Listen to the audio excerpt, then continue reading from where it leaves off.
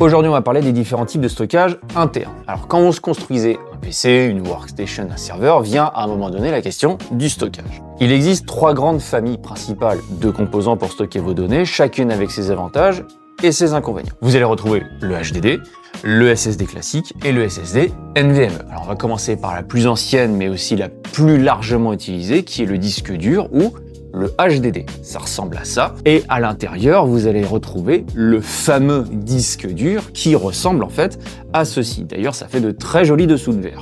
Inventé en 1956 par IBM, le HDD ou Hard Disk Drive est une mémoire de masse à disque tournant magnétique comme je vous l'ai montré. C'est toujours très utilisé dans le monde entier car c'est celui qui a le meilleur ratio entre le prix, la capacité et la taille. Ce qui compense très largement son principal défaut, à savoir que c'est le plus lent des trois. Aujourd'hui, on a des disques durs qui peuvent atteindre des capacités de 30 voire 40 TB pour un prix de seulement quelques centaines d'euros par disque. Alors, le HDD va être très utilisé quand vous avez besoin de stocker un nombre important de données, comme par exemple tous les films chez Netflix. Le deuxième, qui va être le SSD classique, en connectique SATA ou SAS, va avoir des capacités inférieures par rapport au HDD.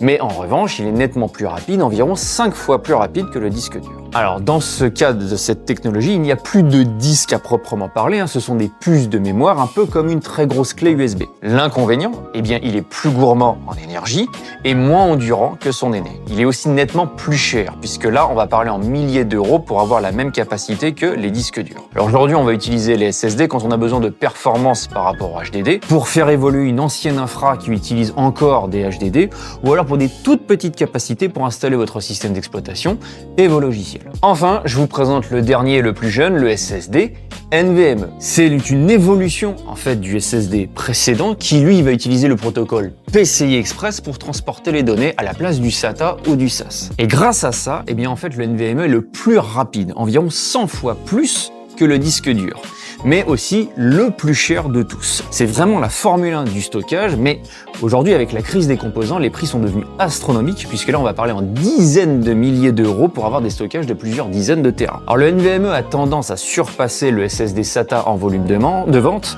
car il le dépasse en tout point de vue, surtout sur les nouvelles plateformes et infrastructures, et parfois à des prix identiques. Alors il va exister d'autres types de stockage, je pourrais vous parler des bandes magnétiques ou du SATA DOM, on pourrait aussi parler des clusters de stockage qui vont mélanger plusieurs technologies pour avoir le meilleur de tous, mais ça, c'est pour une prochaine vidéo.